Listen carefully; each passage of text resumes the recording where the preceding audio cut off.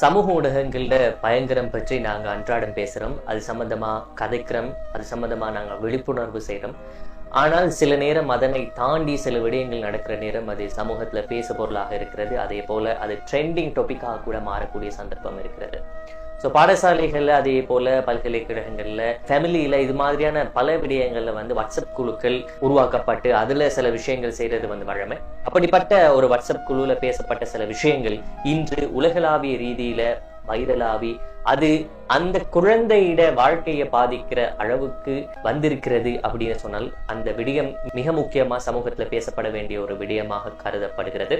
புத்தர மானம் அதே மாதிரி ஒரு சிறுவரிட எதிர்காலம் இது ரெண்டையும் நாங்க யோசிச்சோம்னு சொன்னாவே அந்த விடயத்தை நாங்க ஜோக்கா எடுக்கிறத விட்டுட்டு எங்களுடைய வேலைகளை பார்க்கிற ஒரு நிலைமையில தள்ளப்பட்டிருக்கோம். 2 பேர் பேசிக்கொண்ட விஷயங்கள் 2 குழந்தைகளுக்கு இடையில நடைபெற்ற இந்த சம்பவம் இன்று பூதாகரமாக்கப்பட்டு அது அந்த இடத்துல பேசப்பட்டு அது இப்ப வைரலாகி இருக்கிற ஒரு நிலைமைக்கு தள்ளப்பட்டிருக்கிறது.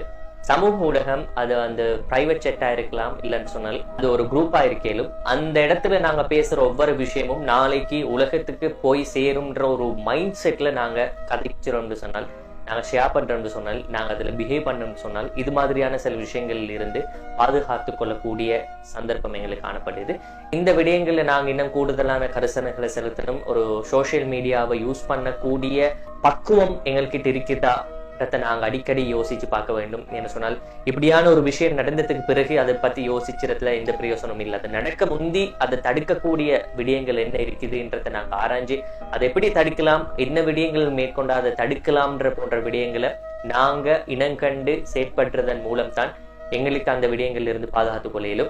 இன்றைக்கு நடக்கிறது நாளைக்கு எங்களுக்கு நடக்காம இருக்கும்ன்றதுல எந்த உத்தரவாதத்தையும் எங்களுக்கு வழங்க முடியாது. எனவே அப்படி ஷேர் பண்றாக்களா இருக்கலாம், அப்படியான விடயங்கள் ஈடுபடுறாக்களா இருக்கலாம், அவங்களும் அந்த விடயத்தை கருத்தில் கொள்ள வேண்டும், ஞாபகப்படுத்தி கொள்ள வேண்டும். இன்றைக்கு நடக்கிறது நாளைக்கு எங்களோட வீட்லயும் நடக்கலும், எங்களோட ஊர்லயும் நடக்கலும், எனக்கும் நடக்கலும்ன்ற விடயத்தையும் நாங்கள் ஞாபகப்படுத்திக் கொள்ளணும்.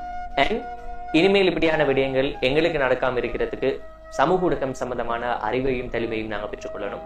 சோ அதுக்கான ஏற்பாடுகள் ஏதாவது இருந்தான்னு சொன்னால் நீங்க அந்த விடயங்களையும் கற்று உங்களையும் உங்களோட சுத்தி இருக்கிறவங்களையும் உங்களோட சமூகத்தையும் பாதுகாத்துக் கொள்றதுக்கான செயற்திட்டங்களை முன்னெடுங்க என்ற விடயத்தையும் இந்த வீடியோனூடாக ஞாபகப்படுத்திக் கொள்ள விரும்புகின்றேன்.